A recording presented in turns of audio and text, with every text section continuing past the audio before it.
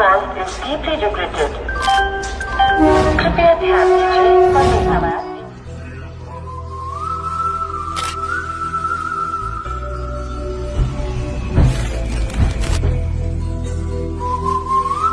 you